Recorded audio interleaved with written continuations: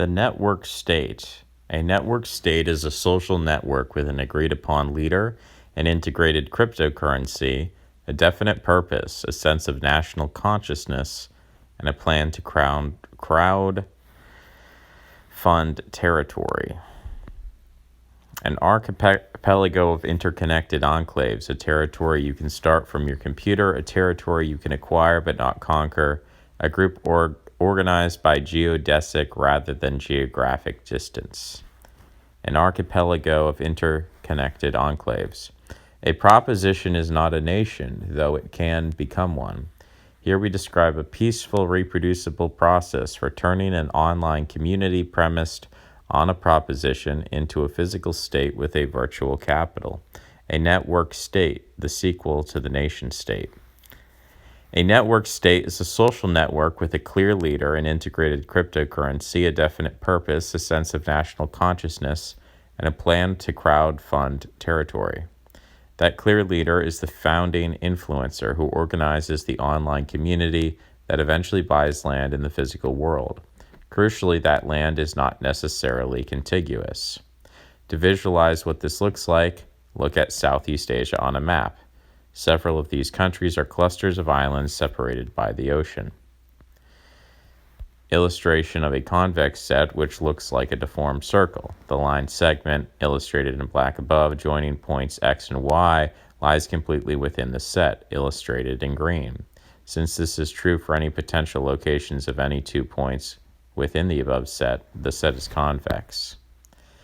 Illustration of a non-convex set, illustrated by the above line segment whereby it changes from black to red, exemplifying why this above set illustrated in green is non-convex. These aren't convex sets. For example, there are pieces of Indonesia that are closer to Malaysia than to other pieces of Indonesia. Still, on top of these geographical facts, we superimpose the abstraction of a nation-state.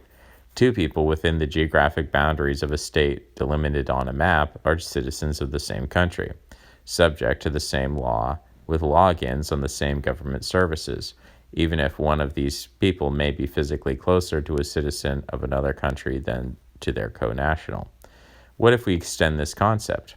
What if those islands were separated not by the ocean, but by the internet, and scattered all around the world? That's a visual of a network state. Contemporary precedents, including co-working communities in the offices of Google, globally distributed, networked real estate, gated by the common login of a corporate account. A network state is thus an archipelago of digitally linked, interconnected enclaves. It's also a country you can start from your computer, a territory one can acquire but not conquer, a community aligned around cryptographic consensus, a DAO that materializes in patches of earth, a city-state in the cloud, a body based on math rather than science, a group organized by geodesic over geographic distance, a polity that prizes exit above voice, a state that recruits like a startup, and a nation built from the internet rather than disrupted by it. Each of these implicit definitions illuminates a different aspect of the network state. Let's go through each of them in turn. A country you can start from your computer.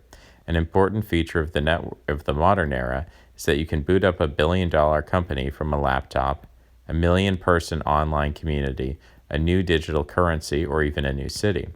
Anyone can choose to become a founder at any time and take on the immense stress and risk of trying to build something from scratch, or they can choose to remain a citizen and be gainfully employed by a founder or by a vehicle that a founder once set up. What if we could generalize that beyond companies, communities, and currencies? Suppose we separate the world into founders of network states and citizens. Anyone can switch between these paths at any time, just like you can go from being a Google employee to taking on the insanity of founding a company, or transition from founding a company to selling to Google, hanging up the cleats for a time, and enjoying the easy life as an employee. In other words, between any two moments in time, all four of the following transitions are possible. Citizen to founder. You begin gathering an online community, write up a founding document, create a cryptocurrency, and declare your intent to start a network state. From today's perspective, this seems quixotic, but think about Satoshi Nakamoto's plan to start a new currency in 2009. How utopian it seemed at the time. If the process of instantiating the first network state meets with success, if the 0 to 1 works, it will eventually become a template, a country anyone can start from your computer, beginning by building a following. Founder to citizen. You may not want to remain a founder forever. Heavy lies the crown. As we will see, unlike modern nation states, but like historical ones, network states are built for full or partial M&A. You can sell a network state to another network state, which transitions the logins of all your citizens to a new system. Or you can shut it down, ideally with some notice, such that your citizens' users have time to find a new network state they can gain citizenship in. Citizen to citizen. You can join a network state and remain a citizen, or you can acquire dual citizenship or nth citizenship in another network state, usually by buying and holding a sufficient amount of that network state's coin, as well as satisfying other requirements like participation and civility. Different network states may have different reciprocity provisions, just like nation states and social networks do. For example, a U.S. passport allows you to enter some countries but not others, and Quora allows you to log in with Facebook or Google but not vice versa. Founder to founder. You continue running the network state you founded, or you sell it and shut it down and start a new one. Perhaps the first such state is focused on veganism, while the second on life extension. Just like Evan Williams did Blogger, then Twitter, then Medium, all iterations on a theme, each informed by the previous one, it may be possible for a suitably talented administrator to do the Plymouth colony, then Massachusetts, then the U.S., all within one lifetime. The V1, V2, and V3 of countries rather than companies. The history mid-1800 American communes is highly relevant. The idea that anyone can become a founder of a network state is a vision of global equality of opportunity. It is the modern version of Jefferson's natural aristocracy, and it's an improvement over the legitimating myth that anyone can become president of the United States, which isn't really true, as only 4% of the world is American, and only a subset of those people can satisfy the age, birth, and residency requirements to become president. So as long as the U.S. still rules the world, this means that most of the people the U.S. rules cannot themselves rise to rule the U.S. In fact, once we realize that there have only been 46 presidents, all of whom are American, but that there are thousands of billionaires, most of whom are now not American, we realize that it is much more realistic to become a tech billionaire than to become a president. Countries by the number of billionaires by net worth, highlighting Germany, over 500, India and China, over 500. Here, number of billionaires, 724 in the United States, 698 in China, 237 in India, 136 in Germany, out of a total of 2755. Similarly, now that Satoshi made it possible to start a digital currency, it is much easier to found a new cryptocurrency than to become head of the Federal Reserve. The American establishment would have never picked Vitalik Buterin over Jerome Powell, but the young Canadian is on key dimensions a far more accomplished macroeconomist than the American sexagenarian. Buterin founded an economy while Powell simply inherited it. So instead of the false hope of getting elected president, a role available only to 40-something people in history, or the even more difficult path of becoming Fed chair, an opportunity for only 16 appointees, one can much more realistically found a billion-dollar company or coin from one's computer. By extending this concept, we allow anyone in the world with an internet connection, which will soon be everyone, to become not just a tech founder or a protocol founder, but a network state founder. Whether the next Washington is Brazilian, Indian, Nigerian, or Eastern European, this mechanism lets them rise to global leadership. It permits a positive sum avenue for the politically ambitious, but it also allows anyone who doesn't desire the stress of leadership, or just doesn't desire it at this point in time, to simply remain a citizen and pick from the available nation and network state jurisdictions. A territory one can acquire but not conquer. Once we visualize a network state as a combination of a digital social network with an integrated cryptocurrency and a physical network of distributed enclaves, we realize that it is much easier to acquire than to conquer. Easy to acquire. First, why is it easy to acquire? For the digital portion of a network state, when the founder sells it to an acquirer, It's like selling Instagram to Facebook.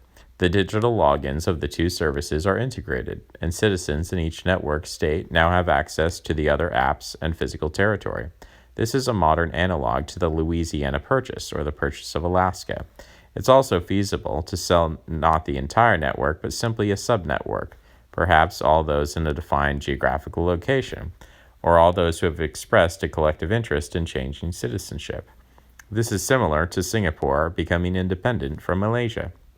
Finally, it is also feasible to spin off a subnetwork into its own network, like the UK exiting from the EU. If we visualize the physical proportion of a network state as like a network of Google offices or a string of network chains, or the real estate footprint of an REIT, we see how we can handle the physical component of a network state M&A as well. We're looking here at this map briefly. Maine cut off for the Canadian territory, Spanish Florida, Louisiana Purchase, the Indiana Territory, encompassing Wisconsin and Michigan as well as Illinois. The Spanish Territory meeting the British Territory, and it appears Oregon as well as Utah.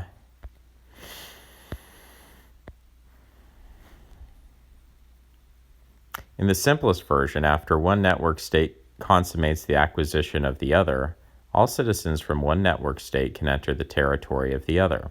The smart locks just get a software update, now open all the doors and gates.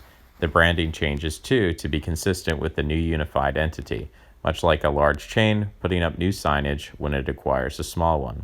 Various kinds of reciprocity relationships with other network states may need to be renegotiated, just like many corporate deals have change of control provisions. But this too is straightforward so long as it is anticipated. Here we see Dunkin' Donuts being predominantly on the East Coast, Starbucks being predominantly on the West Coast, with some orange, which I believe most likely represents a Canadian chain. I forget the name of that Canadian chain. Starbucks doesn't rule everywhere. There's some Dutch Bros, apparently, as a name of a certain chain. Starbucks is more prominent around Washington, D.C. area for the coast. Jacksonville, Savannah, Georgia, Atlanta. Dunkin' Donuts is in Chicago and Phoenix, Arizona. In theory, all of this can be done with current legal infrastructure. It's just like one multinational acquiring the digital, physical, and human resources of another, except it extends to people's residences rather than simply their offices, and except that the acquired people become not just employees of the combined entity, but citizens, though they can always leave for any new network state that admits them. Over time, however, the digital infrastructure for each network state should live on a blockchain, which allows the recording of all real estate transactions, the maintenance of all citizen records, and the management of private keys in a globally consistent way across legacy nation-state jurisdictions. The problem of post-acquisition integration mostly then reduces to porting over the records from one blockchain to another. This is then a way to extend the corporate concept of change of control to polities. It is a recipe for non-violent competition between countries where peace treaties between would-be rebels and current incumbents are signed via M&A. Hard to conquer.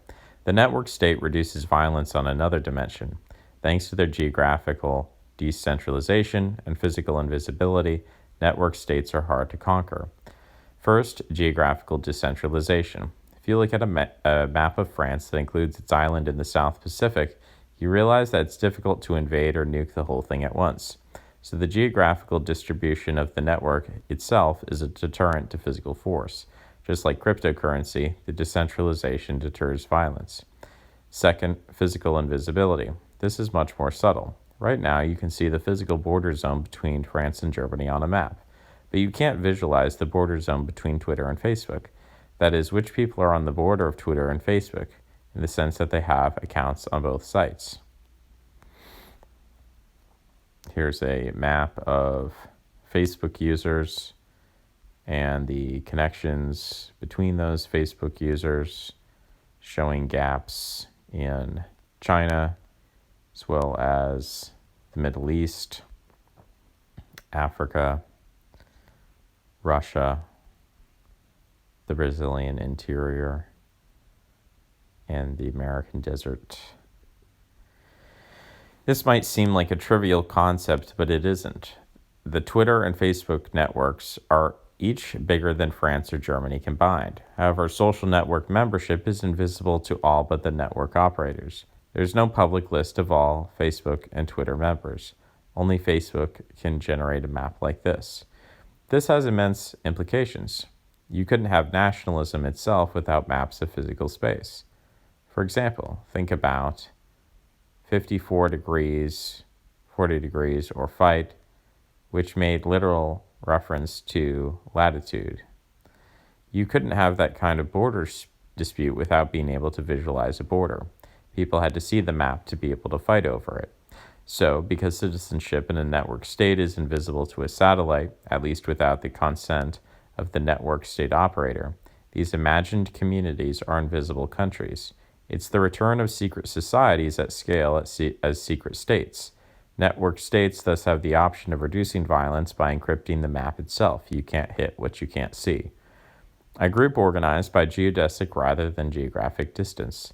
Snapchat lies on a straight line with the dissolution of the nation state.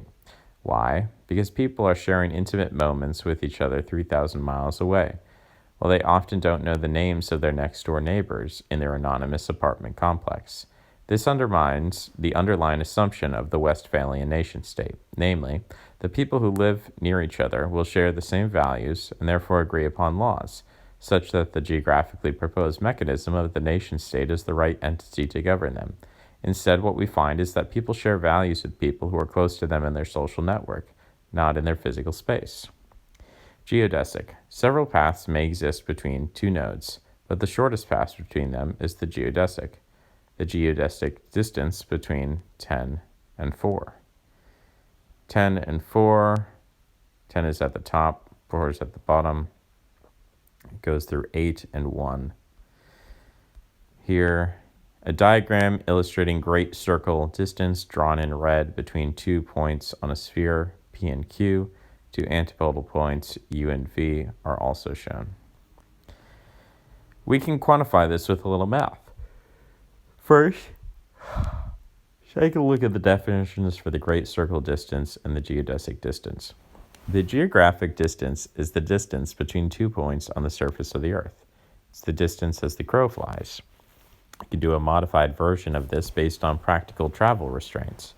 But to a first approximation, this is how far apart people are in the physical world. The geodesic distance, by contrast, is a completely different metric. It's the number of degrees of separation between two nodes in a social network along the shortest path. A metric on a set X is a function called distance function or simply distance, where 0 infinity is the set of non-negative real numbers for all x, y, z in the set of X. The following three axioms are satisfied. dxy equals 0, x equals y, dxy equals dyx, dxy is less than or equal to dxz plus dzy. Importantly, the geodesic distance is just as valid a mathematical metric as the great circle distance. That means that one can generate distance matrices and hence maps via techniques like multi-dimensional scaling. In fact, there are entire conferences devoted to cloud cartography in which research groups present maps of online social networks, mapping not nation states, but states of mind. Egocentricity. Yes, this sort of map. We've seen that before. Why is the geodesic distance important? Because the network state is enabled in non-trivial part by the fact that we are transitioning from a primarily great circle-driven world to a geodesic-driven world. And that means the fundamental division is less the visible geographic borders of the nation-state than the invisible geodesic borders of the social network. This in turn means that we need to reconceptualize the state as a primarily digital entity, a network state. Think about the difference between Russia versus Ethereum. Russia was a geographical entity that switched its ideology in 1991 from communism to nationalism. The geography was primary, the ideology was secondary. Conversely, Ethereum is an ideological entity whose primary existence is in a network. The Ethereum community holds meetups in places like Cancun or Shenzhen, but the physical materialization is evanescent, while the digital community is persistent. The nation-state, a large group of people organized by shared geography. Geography is primary, belief is secondary. The network state, a large group of people organized by a shared belief. Belief is primary, geography is secondary. Or think about the fact that Russia's borders are mostly fixed, while Ethereum's borders are highly fluid. It's true that Russia's borders have changed since 1991. Its predecessor state, the USSR, extended further out into Eastern Europe and Central Asia. But the Russian people have been near the Baltics, the Turks, the Eastern Europeans, and so on for quite a long time. Geopolitics doesn't vary that much. Russia's competitors for citizens have stayed mostly the same. By contrast, the Ethereum to XYZ exchange rate does vary quite a bit for different values of XYZ. Solana is a new digital currency that has popped up on Ethereum's boundary, taking a good chunk of citizens from it, just as Ethereum itself rose in BTC terms since its inception. This is similar to how early Facebook arose out of nowhere and took many citizens from Gmail before Google closed the borders. Of course, unlike territorial disputes, these games are not strictly zero-sum, as the space of cryptocurrency and internet users keeps expanding, as does the wealth to invest in different services. It is the geodesic distance that enables its fluidity. Individuals and entire networks can instantly become adjacent to anyone else in a social network. Individuals can also move around the map to become adjacent to others in the physical world. But unlike individuals or networks, nation-states cannot do this. They cannot just move around the map at will. The Russian state is mostly stuck with its neighbors in a way that individual Russians, or the Telegram and Ethereum networks, both founded by people of Russian descent, are not.